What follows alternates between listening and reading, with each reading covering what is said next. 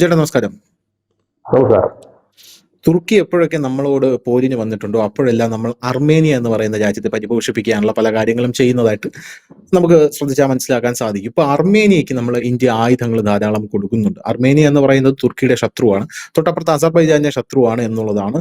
ഇപ്പോ ഈ തുർക്കി അർമേനിയക്ക് നമ്മൾ ആയുധം കൊടുക്കുന്നുണ്ട്. തുർക്കി അർമേനിയയുമായിട്ട് ഒരു യുദ്ധമുഖം തുറക്കാൻ പോകുന്നു എന്നുള്ള റിപ്പോർട്ടുകളാണ് ഇപ്പോൾ പുറത്തു വരുന്നത്. അതായത് വല്ലാത്തൊരു അവസ്ഥയാണ്. ഇപ്പൊ തന്നെ ലോകത്ത് ആവശ്യത്തിലധികം തലവേദനയുണ്ട്, യുദ്ധങ്ങളുണ്ട് ആവശ്യത്തിലധികം. ഇന്ത്യയും പാകിസ്ഥാനും, റഷ്യയും യുക്രൈനും, അമേരിക്ക, ഇസ്രായേല്, പാലസ്തീൻ, ലബനൻ എന്നിങ്ങനെയുള്ള സ്ഥലങ്ങളിൽ, സൗത്ത് ആഫ്രിക്കൻ കോണ്ടിനെന്റ്സ് നോക്കിക്കഴിഞ്ഞാൽ എപ്പോഴും യുദ്ധവും ആഭ്യന്തര കലാപമാണ് അവിടെ നടക്കുന്നത്. പോരാത്തതിന് ഇപ്പൊ ഫ്രാൻസ്, ജർമ്മനി, പോളണ്ട് എല്ലാം യുദ്ധത്തിലോട്ട് ഇറങ്ങാൻ പോകുന്നെന്ന് പറയുന്നു. അതിന്റെ ഇടയിൽ യൂറോപ്യൻ യൂണിയൻ പറയുന്നു എല്ലാവരും കരുതിയിരിക്കുക എന്ന് പറയുന്നു. അതിന്റെ ഇടയിൽ വേറൊരു തലവേദന കേസ് കൂടെ വരികയാണോ എന്നുള്ളതാണ് എന്റെ ചോദ്യം. എന്താണ് ഇവിടെ നടക്കുന്നത് യഥാർത്ഥത്തിൽ? ഇത് ഈ അർമേനിയ എന്ന് പറയുന്ന രാജ്യം ഒരു യുദ്ധത്തിന്റെ നാട് തന്നെയാണത്. അതിന്റെ ഒരു ഭാഗത്ത് തുർക്കി, ജോർജിയ, ഇറാൻ, അസർബൈജാൻ, ഇതാണ് ഇവരുടെ നാലതിര് എന്ന് പറയുന്നത്. ഇത് വളരെ കാലം യുദ്ധമുഖത്തുണ്ടായിരുന്ന ഒരു രാജ്യമാണ് അർമേനിയ. ഒരു ക്രിസ്ത്യൻ രാജ്യമാണ്. അപ്പോ ഒന്ന് റഷ്യയുടെ ഭാഗമായിരുന്നു ഇവര്. അത് കഴിഞ്ഞിട്ട് USSR ഒക്കെ ശിഥിലമായി കഴിഞ്ഞപ്പോൾ ഇവര് സെപ്പറേറ്റ് ആയി. ആദ്യകാലത്ത് ഈ അസർബൈജാനുമായിട്ടുള്ള ആ അടിയുടെയൊക്കെ ഇടനില നിന്നുകൊണ്ടിരുന്നത് റഷ്യയായിരുന്നു. അങ്ങനെ റഷ്യയായിട്ട് നല്ല ബന്ധത്തിലായിരിക്കെ തന്നെ ചില കാര്യങ്ങളിൽ ഇവർ റഷ്യയുമായിട്ട് പതുക്കെ പതുക്കെ അകലാൻ തുടങ്ങി. ഇവരുടെ മെയിൻ പ്രശ്നം എന്ന് പറഞ്ഞു കഴിഞ്ഞാൽ നഗാർണോ കരബാക്ക് എന്ന് പറയുന്ന രണ്ട് സ്ഥലങ്ങളുണ്ട്. ഈ രണ്ട് സ്ഥലങ്ങൾ അസർബൈജാന്റെ അടുത്താണ്. അപ്പോൾ ഈ റഷ്യ ഈ ഒപ്പീനിയൻ പോൾ റെഫറൻഡം നടത്തിയിട്ടാണല്ലോ അന്ന് ഈ ഓരോ രാജ്യങ്ങളായിട്ട് പിരിയുന്നത്. അന്ന് ഈ നഗോർണോയിലും ഒപ്പം തന്നെ ഈ പറയുന്ന കരാബാക്കിലും ഉള്ള ആളുകൾ അർമേനിയയുടെ കൂടെ ചേരാനായിരുന്നു താല്പര്യം പ്രകടിപ്പിച്ചത്. ബഹുഭൂരിപക്ഷം പേരും താല്പര്യം പ്രകടിപ്പിച്ചത്. ഒരു ക്രിസ്ത്യൻ ഭൂരിപക്ഷ മേഖലയാണ്. പക്ഷെ അസർബൈജാൻ ഇത് വിട്ടുകൊടുത്തില്ല. അങ്ങനെയാണ് ഇവർ തമ്മിലുള്ള ക്ലാഷ് തുടങ്ങുന്നത്. ഭയങ്കരമായ യുദ്ധം, വലിയ യുദ്ധം തന്നെ നടക്കുന്നു. ആ യുദ്ധം 2018 ഏറ്റവും ഒടുവിൽ നടക്കുന്ന അടി 2023 ഈ അടി നടക്കുന്നത്. അപ്പോ റഷ്യ രണ്ട് ഭാഗത്ത് നിന്നിരുന്നു. റഷ്യയുടെ ആയുധങ്ങളാണ് അർമേനിയക്കാർ വാങ്ങിച്ചുകൊണ്ടിരുന്നത്. റഷ്യയുടെ എയർബേസ് അർമേനിയയിലുണ്ട്. അതിപ്പം ഈ USSR നിന്ന് പിരിഞ്ഞുപോയ ഏറെക്കുറെ എല്ലാ രാജ്യങ്ങളിലും ഉണ്ട്. അവരുടെ എയർബേസും ആണവ കേന്ദ്രങ്ങളും ഒക്കെ ഉണ്ട്. അപ്പോൾ അതൊക്കെ ഉണ്ട്. അതിൻ്റെയൊക്കെ കൺട്രോളും റഷ്യക്ക് തന്നെയാണ്. അപ്പോൾ അതിനിടയ്ക്കാണ് ഈ 2023 അപ്പോൾ ഇതിനിടയിൽ ഈ അർമേനിയ യൂറോപ്യൻ യൂണിയൻ രാജ്യങ്ങളുമായിട്ട് ഒരു വലിയ ബന്ധത്തിന് ശ്രമിക്കുകയും നാറ്റോയിൽ അംഗമല്ല, പക്ഷെ നാറ്റോ സഖ്യകക്ഷികളുമായിട്ട് സാമ്പത്തിക സാമൂഹിക ഇടപാടുകളും ഒക്കെ ആയിട്ട് അർമേനിയ അങ്ങനെ ഒരു എന്താ പറയുക പാശ്ചാത്യ ശക്തികളുമായിട്ട് കൂടുതൽ അടുത്തു. ഇത് റഷ്യ ചൊടിപ്പിച്ചിട്ടുണ്ട്. 2023 ഉക്രൈൻ റഷ്യ വാർ തുടങ്ങിയപ്പോൾ ഈ പഴയ USSR രാജ്യങ്ങൾ തമ്മിലൊരു കരാറുണ്ട്. അതിന്റെ പേര് CSTO എന്നാണ് ആ കരാറിന്റെ പേര്. അതായത് ഈ USSR രാജ്യങ്ങൾ തമ്മിൽ അങ്ങോട്ടും ഇങ്ങോട്ടും എന്തെങ്കിലും തരത്തിലുള്ള ഉടക്കോ യുദ്ധമോ നടന്നാൽ ആരുടെയും പക്ഷം പിടിക്കരുത് ആരും. അതാണ് ആ കരാറിന്റെ CSTOയുടെ കരാറിന്റെ പ്രത്യേകത. അപ്പൊ ഉക്രൈനും റഷ്യയും തമ്മിൽ വാർ തുടങ്ങിയപ്പോൾ ഇത് രണ്ടും ഒരു ഭാഗമായിരുന്നല്ലോ. അപ്പൊ അവർ തമ്മിൽ അടി തുടങ്ങി കഴിഞ്ഞപ്പോൾ അർമേനിയ റഷ്യയെ പിന്തുണച്ചില്ല. അർമേനിയക്ക് അതിനുള്ള കാരണമുണ്ട്. അർമേനിയയുടെ കാര്യം പറയുന്നത് ഈ CSTO അനുസരിച്ചിട്ട് നമ്മുടെ കരാർ അനുസരിച്ച് അത് പറ്റില്ലല്ലോ. കാരണം നമ്മുടെ ഇടയിൽ തന്നെയുള്ള ആൾക്കാർ നമ്മളുടെ തർക്കത്തിന് അതിനകത്ത് പക്ഷം പിടിക്കാൻ പറ്റില്ല, അതുകൊണ്ടാണെന്ന് പറയുന്നത്. പക്ഷെ അതല്ല പ്രശ്നം. അതിന് മുമ്പ് തന്നെ റഷ്യയുമായിട്ട് ഈ അർമേനിയ അകന്നു തുടങ്ങിയിരുന്നു എന്നുള്ളതാണ് ഒരു വലിയ യാഥാർത്ഥ്യം. പക്ഷെ റഷ്യയുമായിട്ട് അകന്നു തുടങ്ങുകയും അമേരിക്ക ഉൾപ്പെടെയുള്ള നാറ്റോ സഖ്യമായിട്ട് അടുക്കുകയും ചെയ്തിരുന്നു. കാരണം അവർ കൂടുതലായിട്ട് സാമ്പത്തിക ഹെൽപ്പുകളും മറ്റുമൊക്കെ ഇവിടുന്ന് യൂറോപ്യൻ യൂണിയൻ രാജ്യങ്ങളിൽ നിന്നൊക്കെയാണ് അവർക്ക് ലഭിക്കുന്നത്. ഇതിനിടയിൽ ഇന്ത്യയുമായിട്ടുള്ള ബന്ധം കീപ്പ് ചെയ്ത് മുമ്പോട്ട് കൊണ്ടുപോവുകയും ചെയ്തിരുന്നു. അവിടെയാണ് അതിന്റെ ഒരു വൈരുദ്ധ്യാത്മകത നിലനിൽക്കുന്നത്. അതായത് ഒരു ഭാഗത്ത് റഷ്യ ശത്രുപക്ഷത്ത് നിർത്തുമ്പോൾ റഷ്യയുടെ ടെക്നോളജിയിൽ നിർമ്മിച്ച ആയുധങ്ങളാണ് ഇന്ത്യ കൂടുതലും വിറ്റഴിക്കുന്നത്, പ്രത്യേകിച്ച് ബ്രഹ്മോസ് ഉൾപ്പെടെയുള്ള കാര്യങ്ങൾ. പിന്നെ നമ്മുടെ തദ്ദേശീയമായി വികസിപ്പിച്ചെടുത്തിട്ടുള്ള നാഗ മിസൈൽസ് അടക്കം ഉള്ള പിനാക അടക്കമുള്ള അതും. കാരണം ഇപ്പോഴിതിപ്പോൾ ഇത്രയും രൂക്ഷമാകാൻ കാരണം വീണ്ടും ഇന്ത്യ കുറച്ച് ദിവസങ്ങൾക്ക് മുമ്പ് ഈ അർമേനിയായിട്ട് വലിയൊരു കരാറിൽ ഒപ്പുവെച്ചു. അതായത് നമ്മുടെ കൂടുതൽ റോക്കറ്റ് ലോഞ്ചറുകൾ, കൂടുതൽ ആയുധങ്ങൾ, കൂടുതൽ തോക്കുകളൊക്കെ നമ്മൾ അർമേനിയക്ക് കൊടുക്കാൻ തീരുമാനിച്ചു. ഇതാണ് ഇപ്പോൾ തുർക്കിയെയും അസർബൈജാനെയും ഇപ്പോൾ കലിപ്പിലാക്കുന്ന ഒരു കാര്യം. കാരണം ഇത് ബോർഡറാണിത്. അപ്പോൾ സ്വാഭാവികമായിട്ട് തന്നെ ഈ റഷ്യയുടെ തന്നെ സാധനങ്ങളാണ് നമ്മൾ കുറച്ചുകൂടെ മോഡിഫൈ ചെയ്തിട്ട് ഇവർക്ക് വിൽക്കുന്നത്. അത് മറ്റൊരു കാര്യം. ഒപ്പം തന്നെ ഇങ്ങനെ ഒരു ഇഷ്യൂ നടക്കുന്നുണ്ട്. അപ്പോൾ ഒരു യുദ്ധമുഖം എന്ന് പറയാൻ ധനുഷ് ഇവർ തമ്മിൽ എപ്പോഴും അടിച്ചുകൊണ്ടിരിക്കുന്ന രാജ്യങ്ങളാണ് ഈ അർമേനിയയും അസർബൈജാനും തമ്മിൽ. ഇപ്പൊ ഒരു സമാധാനത്തിൽ നിൽക്കുകയാണെന്ന് മാത്രമേ ഉള്ളൂ. ഏത് നിമിഷവും അടി പൊട്ടാം. കാരണം ഞാൻ പറഞ്ഞത് കണക്ക് ഈ നഗോർണോയിലും കരാബാക്ക് എന്ന് പറയുന്ന രണ്ട് സ്ഥലങ്ങൾ അസർബൈജാൻ വിട്ടുകൊടുത്തു കഴിഞ്ഞാൽ മാത്രമേ ഈ ഇഷ്യൂ തീരത്തുള്ളൂ. അത് എത്ര കാലം അസർബൈജാന്റെ കയ്യിൽ വെച്ചിരിക്കുന്നതോ അത്രയും കാലം ഇത് പ്രശ്നം തന്നെ ആയിരിക്കും. അത് അസർബൈജാൻ വിട്ടുകൊടുക്കുമെന്ന് തോന്നുന്നുമില്ല ഈ അടുത്ത കാലത്തൊന്നും. അപ്പൊ ഇന്ത്യ കൂടുതൽ ആയുധങ്ങൾ നൽകുമ്പോൾ തുർക്കി പറയുന്നത് അർമേനിയ കൂടുതൽ ആയുധങ്ങൾ വാങ്ങിക്കൂട്ടിക്കൊണ്ട് ഈ പ്രദേശത്ത്, അതായത് ആ മേഖലയിലെ സൈനിക ബലം ബലപ്പെടുത്താൻ ശ്രമിക്കുക മാത്രമല്ല, പുതിയ പുതിയ സൈനിക സഖ്യങ്ങൾ നിങ്ങൾ രൂപപ്പെടുത്തുന്നു. ഇത് ശരിയല്ല എന്ന് പറഞ്ഞുകൊണ്ടാണ് തുർക്കി രംഗത്തെത്തിയിരിക്കുന്നത്. കാരണം തുർക്കിയുടെ നല്ല ആയുധം വാങ്ങുന്നത് അസർബൈജാനെ അടിക്കാനാണ്. സ്വാഭാവികമായും നമ്മൾ ചിന്തിക്കും അസർബൈജാനെ അടിക്കാനാണല്ലോ.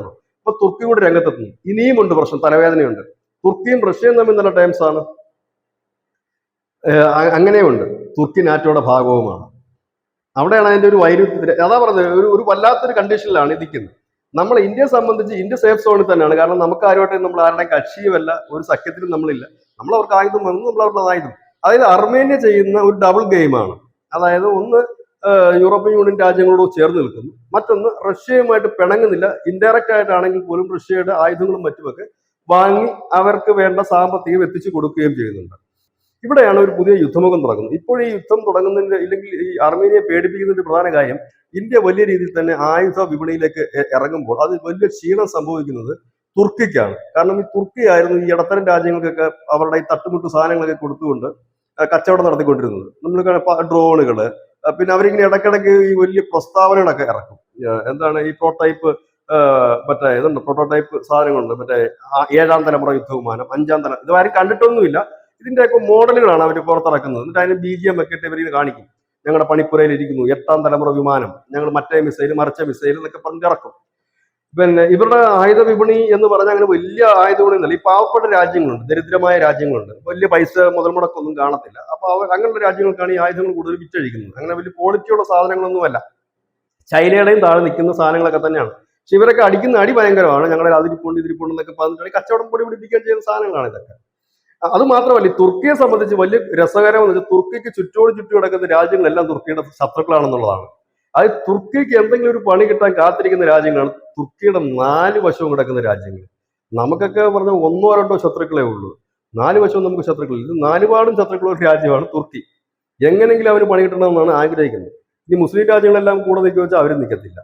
കാരണം അവർക്ക് കണ്ണുകരെ കണ്ടുകൂടാത്ത ഒരു രാജ്യമാണ് തുർക്കി. പ്രത്യേകിച്ച് അറബ് കൺട്രീസിന് ഒട്ടും അടുപ്പിക്കാത്ത ഒരു രാജ്യം കൂടാണ്. ആ പുള്ളിക്കാരനാണ് ഇപ്പൊ കയറി ഇവരെ വരട്ടുന്നത്. ഈ വരട്ടുന്നതിന്റെ കാര്യം എന്ന് വെച്ചാൽ അവിടെ കിടക്കുന്ന കുറെ ചെറുകിട രാജ്യങ്ങളുണ്ട്. ഈ തുർക്കിയുടെ കയ്യിൽ നിന്നുള്ള ചെറിയ സാധനങ്ങളൊക്കെ മേടിച്ച്, സോപ്പ് ചിപ്പ് കണ്ണാടിയൊക്കെ മേടിച്ച് ജീവിക്കുന്നവരുണ്ട്. അപ്പൊ അവർക്കൊരു പ്രഷർ കൊടുക്കാൻ വേണ്ടിയിട്ടുണ്ട്. കാരണം ഇന്ത്യ അങ്ങോട്ടേക്ക് കടന്നു കയറി കഴിഞ്ഞാൽ ഇപ്പോൾ തന്നെ നിലവിലെ ചെറുകിട രാജ്യങ്ങൾ, ഇന്തോനേഷ്യ ആയാലും മലേഷ്യ ആയാലും ഒക്കെയുള്ള ചെറിയ രാജ്യങ്ങൾ, അങ്ങനെ വലിയ ആയുധപരത്തിലൊക്കെ മുമ്പിൽ നിൽക്കുന്ന വലിയ ആയുധ സന്നാഹവും ഒന്നുള്ള രാജ്യങ്ങളല്ല. അവരൊക്കെ ഇപ്പൊ ഇന്ത്യയുടെ ആയുധങ്ങളാണ് മേടിക്കുന്നത്. അപ്പൊ ഇത് കൂടുതലിടങ്ങളിലേക്ക് വ്യാപിച്ചാൽ തുർക്കിയുടെ ഉള്ള കടയും പൂട്ടും. ഇപ്പൊ തന്നെ ഈ ഡ്രോണുകളൊക്കെ അഴിച്ചിട്ട് തന്നെ വലിയ നാണക്കേടായി. പിന്നെ ഈ തുർക്കി ആയുധങ്ങൾ ഏറ്റവും കൂടുതൽ വിൽക്കുന്ന അൽഖ്വയ്ദ പോലെയുള്ള ISIS പോലെയുള്ള ഭീകര സംഘടനകൾക്കാണ് ഈ ആയുധങ്ങൾ കൂടുതൽ വിൽക്കുന്നത്, തോക്കും മറ്റുമൊക്കെ. അവര് പോലും ഇപ്പൊ ഒന്നും എടുക്കാത്ത സാഹചര്യം വരും. നിലവിൽ അവരാരും ഇപ്പൊ ഒന്നും എടുക്കുന്നില്ല. കാരണം കടമാണ് മേടിച്ചത്. കാരണം സാമ്പത്തിക വലിയ ടൈറ്റിലാണ് ഭീകര സംഘടനകളൊക്കെ. ഈവൻ ഹമാസ് പോലും വലിയ സാമ്പത്തിക പ്രതിസന്ധിയാണ് നേരിടുന്നത്. നമ്മൾ കണ്ടതാണ്. അവർ UN-ന്റെ ഈ ജീവൻ രക്ഷ കാര്യങ്ങൾ, ഫുഡും മറ്റുമൊക്കെ മോട്ടിച്ചുകൊണ്ട് പോയത് നമ്മൾ കണ്ടാണ്. ഹമാസിന്റെ ആളുകൾ അവർ ട്രക്ക് തന്നെ അടിച്ചുകൊണ്ട് പോയി. അതും കൊണ്ടുവന്ന് ഈ പാവപ്പെട്ട സ്ത്രീകൾക്കും കുട്ടികൾക്കുള്ള മരുന്നും ഭക്ഷണമൊക്കെ അടിച്ചുകൊണ്ട് പോയി. 54 ട്രക്കോ 17 ട്രക്കോ കണ്ട് അടിച്ചുകൊണ്ട് പോയത്. അത് തന്നെ അവർ കൊള്ള എടുത്തുകൊണ്ട് പോകുന്ന ഒരു ഗതികേടിലാണ് അവർ നിൽക്കുന്നത്. അപ്പൊ പിന്നെ അവരൊന്നും ആയുധം മേടിക്കാൻ സാധ്യതയില്ല. പിന്നെ ഈ അർമേനിയ മൂപ്പിക്കുകയാണ്. കാരണം അർമേനിയയും അസർബൈജാനും തമ്മിൽ ഏറ്റുമുട്ടാൻ വലിയ കാരണങ്ങളൊന്നും ഉണ്ട്. നിലവിൽ ഒരുപാട് വിഷയങ്ങൾ അവർക്കുണ്ട്. ഏത് നിമിഷവും ഏറ്റുമുട്ടാവുന്ന ഒരു അവസ്ഥയിലാണ്. പക്ഷെ അവിടെ ഒരു യുദ്ധമുഖം തുറക്കുകയാണെങ്കിൽ ആകപ്പാടെ കുളമാകും ഏഷ്യ എന്ന് പറഞ്ഞു കഴിഞ്ഞാല്. അത് ഇപ്പൊ നിലവിൽ റഷ്യ ഉക്രൈൻ വാർ നടക്കുന്നു. അതിന്റെ ഇടയിൽ തന്നെയാണ് കിടക്കുന്ന 2 പ്രദേശങ്ങളാണ് ഈ അസർബൈജാനും പാകിസ്ഥാനും പിന്നെ ഈ പറയുന്ന അർമേനിയയും തുർക്കിയും. ഇതെല്ലാം കൂടി കുഴഞ്ഞു കിടക്കുന്ന ഒരു അടിയായിട്ട് ഇത് മാറും. മുമ്പ് ഒരു ചർച്ച ഞാൻ പറഞ്ഞ കണക്കാണ്. ഇപ്പൊ നമുക്ക് ഒന്നും മനസ്സിലാകുന്നില്ല. ഈ ചില ഈ കോമഡി സിനിമയിലൊക്കെ അവസാന ക്ലൈമാക്സ് രംഗത്തെ അടി പോലത്തെ ഒരു അന്തരീക്ഷമാണ്. മൊത്തം പൊടിയും പുകയുമാണ്. ഈ പുകയും പൊടിയും ശമിച്ചാൽ മാത്രമേ ആരൊക്കെ കൂടെയാണോ, ആരൊക്കെ തമ്മിലാണ് അടി നടന്നതെന്ന് അറിയാൻ പറ്റും. ഇങ്ങനൊരു സാഹചര്യം ഇപ്പോഴത്തെ ഇവരുടെ കലിപ്പിന് പ്രധാന കാര്യം ഇന്ത്യയും അർമേനിയയും തമ്മിൽ പുതിയൊരു കരാർ ഒപ്പുവെച്ചതാണ്. അതായത് ഇന്ത്യക്കെതിരെ ഒരു യുദ്ധമുഖം തുറക്കുന്നു എന്ന് പ്രതീതി ജനിപ്പിച്ചുകൊണ്ട് പാകിസ്ഥാനെ കൂടെ നിർത്തുക എന്നൊരു തന്ത്രം കൂടി തുർക്കി ഇതിനകത്ത് മെനയുന്നുണ്ട്. കാരണം തുർക്കി ലക്ഷ്യമിടുന്നത് ഇങ്ങനെയെങ്കിലും ഇതിങ്ങനെ മൂപ്പിച്ച് കൊണ്ടുവന്നു കഴിഞ്ഞാൽ നാറ്റോ സഖ്യം ഇടപെടുമായിരിക്കും. പക്ഷെ നാറ്റോ സഖ്യത്തിന് ഇടപെടാൻ കഴിയില്ല. തുർക്കി നാറ്റോ സഖ്യത്തിന്റെ ഭാഗമാണ്, പക്ഷെ അർമേനിയ നാറ്റോ സഖ്യത്തിന് ഡയറക്റ്റ് ഭാഗമല്ലെങ്കിലും ഇൻഡയറക്റ്റ് ഭാഗമാണ്. നമ്മൾ ഉക്രൈന്റെ കഥ പറഞ്ഞു നടക്കാം, ഭാഗമാണ്. അപ്പൊ ഇതിനകത്ത് ആരെ സഹായിക്കും, ആരെ തള്ളും നിലവിൽ ഈ പറയുന്ന അമേരിക്ക? ഏതായാലും അസർബൈജാനെ റഷ്യ സഹായിക്കും എന്ന് തോന്നുന്നില്ല. അവർ സഹായിക്കാൻ സാധ്യതയില്ല.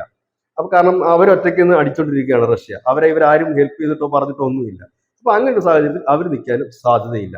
ഇന്ത്യ ഈ സമയം നോക്കി ഉള്ള ആയുധങ്ങൾ മുഴുവൻ അങ്ങോട്ടേക്ക് കയറ്റി വിടുന്നുണ്ട്, കച്ചവടം നടത്തുന്നുണ്ട്. ഇതാണ് അതായത് ലോകത്ത് നിലവിലുള്ള റഷ്യ ഉക്രൈൻ വാർ, ഇസ്രായേൽ ഹമാസ്, ഇസ്രായേൽ ഹിസ്ബുള്ള പോരാട്ടം, ഒപ്പം തന്നെ യമനിൽ നടക്കുന്ന ഹൂത്തികളുടെ ആക്രമണം, തായ്വാനെ ആക്രമിക്കാൻ ഒരുങ്ങി നിൽക്കുന്ന ചൈന, അവിടേക്ക് പുതിയൊരു വാർത്ത കൂടി എത്തുന്നു, പുതിയൊരു സ്റ്റോറി കൂടി എത്തുന്നു. അർമേനിയയും അസർബൈജാനും ഒരു ഇടവേളയ്ക്ക് ശേഷം വീണ്ടും ഏറ്റുമുട്ടുന്നു. പക്ഷെ ഈ ഏറ്റുമുട്ടലിന് മറ്റൊരു പ്രത്യേകത എന്തേന്ന് ചോദിച്ചാൽ ഇതിന്റെ ഒരു ഭാഗത്ത് നമ്മളാണ്, ഇന്ത്യയാണ്. ഇപ്പോഴത്തെ ഏറ്റവും നമ്മുടെ ലോകത്ത് നടക്കുന്ന എല്ലാ ഏറ്റുമുട്ടലിന്റെ ഒരു ഭാഗത്ത് അറിഞ്ഞോ അറിയാതോ നമ്മളുണ്ട്. ഇസ്രായേൽ ഏറ്റുമുട്ടുമ്പോഴും അവരുപയോഗിക്കുന്ന തോക്കുകളും വെടികൊണ്ടുകളും ഒക്കെ വലിയ ഭാഗം നമ്മളാണ്. കഴിഞ്ഞ ദിവസം ഇസ്രായേലുമായിട്ട് നമ്മൾ വലിയ കരാറ് തന്നെയാണ് നമ്മൾ ആയുധം നൽകുന്നതിന് വേണ്ടിയിട്ട് ഒപ്പുവെച്ചിരിക്കുന്നത്. ഒരു ഭാഗം നമ്മളുണ്ട്. ഒപ്പം തന്നെ ഈ റഷ്യ ഉക്രൈൻ വാർ നടക്കുമ്പോൾ റഷ്യയുടെ സൈഡിൽ നമ്മളുണ്ട്. ഇപ്പൊ ഇതാ അർമേനിയ അസർബൈജാൻ സംഘർഷം നടക്കുമ്പോഴും നമ്മളും അതിന്റെ ഒരു ഭാഗമാകുന്നു, അതിന്റെ കാരണത്തിന്റെ ഭാഗമായി മാറുന്നു. മറ്റൊന്ന്, നമ്മുടെ നിതാന്ത ശത്രു പാകിസ്ഥാനും നമ്മളുമായി ഡയറക്റ്റ് ഫൈറ്റുമാണ്. ഇങ്ങനെ നിൽക്കുന്ന അവസ്ഥ ഇപ്പൊ ഈ ചിത്രത്തിലേക്ക്, അർമേനിയ അസർബൈജാൻ ചിത്രത്തിലേക്ക് ഇതുവരെ ഇല്ലാതിരുന്ന ഇന്ത്യ കടന്നു വരുന്നു എന്നുള്ളതാണ് ഒരു നിർണായക റോൾ. ഇപ്പോൾ നമ്മുടെ സ്റ്റാൻഡുകളൊക്കെ മാറിയിട്ടുണ്ട്. അതുകൊണ്ട് തന്നെ അർമേനിയക്കൊപ്പം ഇന്ത്യ നിൽക്കുമോ എന്നുള്ളതാണ് ഉയരുന്നൊരു ചോദ്യം. അതായത് പിന്തുണ നൽകിക്കൊണ്ട് നിൽക്കുമോ എന്നുള്ളതാണ്. അതിനുള്ള സാധ്യത നിലവിൽ കാണുന്നില്ല. കാരണം ഇത് രണ്ടും കൂടെ പണ്ട് തൊട്ടേ കടന്ന് അടിച്ചുകൊണ്ടിരിക്കുന്നവന്മാരാണ്. പുതിയതായിട്ടുണ്ടായ സംഭവങ്ങളോ ഇല്ല ഭീകരവാദ പ്രശ്നങ്ങളോ ഒന്നുമല്ല, നിരന്തരം അടിച്ചുകൊണ്ടിരിക്കുന്ന രണ്ടുപേരാണ്. ഇതെന്താണെന്നുള്ളതാണ്. ഏതായാലും ഇന്ത്യയുടെ പോളിസി അറിയാൻ ലോകത്തിന് ശ്രദ്ധയുണ്ട്, ആഗ്രഹമുണ്ട്. ഇന്ത്യ സ്വാഭാവികമായ അവരുടെ ഏറ്റവും അടുത്ത ആയുധ പങ്കാളി എന്ന നിലയിൽ അർമേനിയക്കൊപ്പം തന്നെ നിൽക്കും എന്ന് പ്രതീക്ഷിക്കാം. അപ്പോഴും നമ്മുടെ രാജ്യത്ത് ചൂടേറിയ ചർച്ചകൾ നടക്കും. കാരണം അസർബൈജാൻ ഒരു ഇസ്ലാമിക രാജ്യമാണ്, അർമേനിയ ഒരു ക്രിസ്ത്യൻ രാജ്യമാണ്. അപ്പോൾ സ്വാഭാവികമായും സോഷ്യൽ മീഡിയയിലും നമ്മുടെ രാജ്യത്ത് യുദ്ധം നടക്കാനുള്ള സാധ്യതകൾ വളരെ കൂടുതലാണ്. Thank you, thank you so much.